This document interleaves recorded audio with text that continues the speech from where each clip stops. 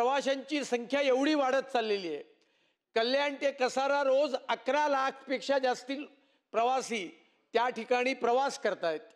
माननीय मंत्री महोदयांच्या माध्यमातून, आपल्या माध्यमातून माननीय मुख्यमंत्र्यांच्या उपस्थितीमध्ये केंद्रीय रेल्वे मंत्री, रेल्वे अधिकारी आणि प्रवासी संघटना यांची एक विस्तृत बैठक या सगळ्या विभागातल्या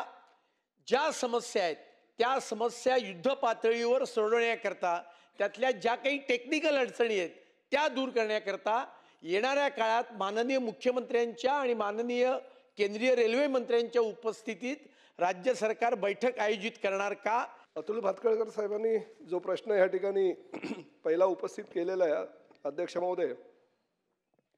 आपण गेल्या अनेक वर्षापासून बघतोय की रेल्वेमध्ये जी प्रवाशांची संख्या आहे ती दिवसेंदिवस वाढतच चाललेली आहे। मध्यंतरीच्या काळामध्ये माननीय मुख्यमंत्र्यांनी रेल्वे मंत्र्यांशी चर्चाही केली आणि चर्चा केल्यानंतर असा काही आपल्याला एखादा निकष लावता येतो का की जेणेकरून एसीचे जे रेल्वेचे दर आहेत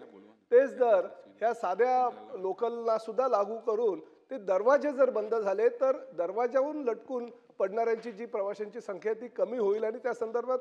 मुख्यमंत्री अतिशय सकारात्मक चर्चा माननीय रेल्वे मंत्र्यांशी करताय आणि त्या बाबतीतला निर्णय होईल।